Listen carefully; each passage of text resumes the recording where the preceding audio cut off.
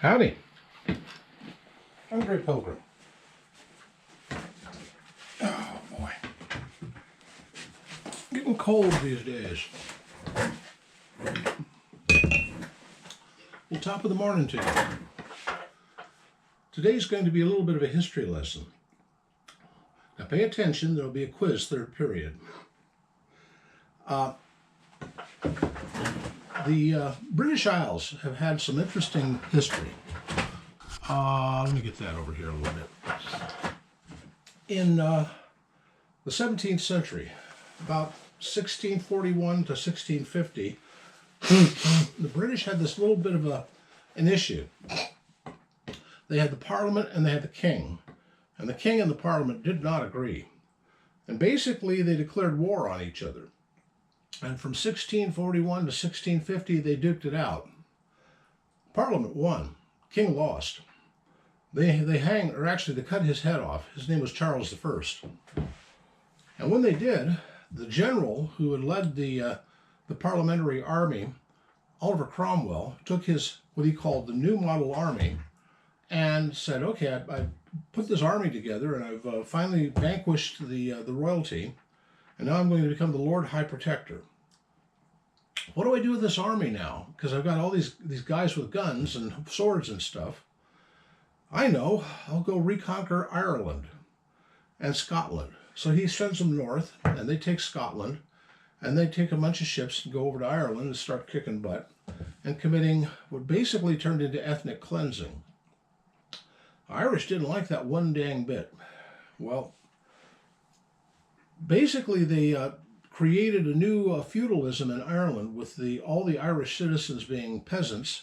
Underneath their new lord and masters were the English, and they had fiefdoms that they ran with peasant farmers on them. A lot of rules there. One of the rules was if you're Irish, you were not allowed to have a firearm or a sword or a pike or a long knife or anything.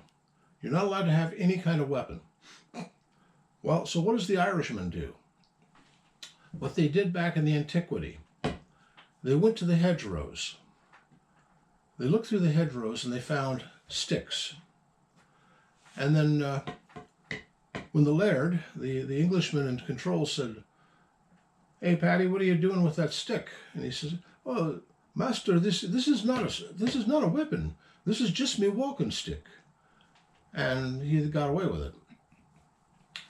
This stick is made out of blackthorn. Blackthorn is an extremely hard wood.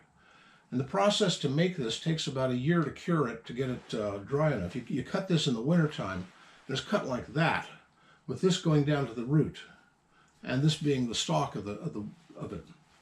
You need to stick the thing in a bunch of manure to cure it, all the time trying to bend it to make it straight again. Before that, though, you have to cut all the thorns off of it. Blackthorn is extremely pointy little thorns. We have a few trees like that here in America that are like that. Locust is one of them, and it's just about as hard as blackthorn. Sometimes they made these out of oak, but the name for this in Irish, in Gaelic, is shillelagh.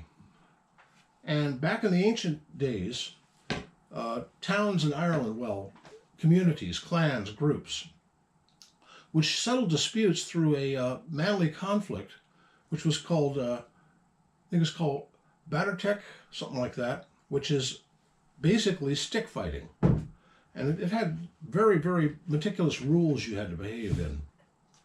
But this thing goes back to antiquity. The points on these things are just vicious. So what you do is you carve all the points off, leaving a few of the little nubs here just to give it character. Like I said, soak it in manure for a little while.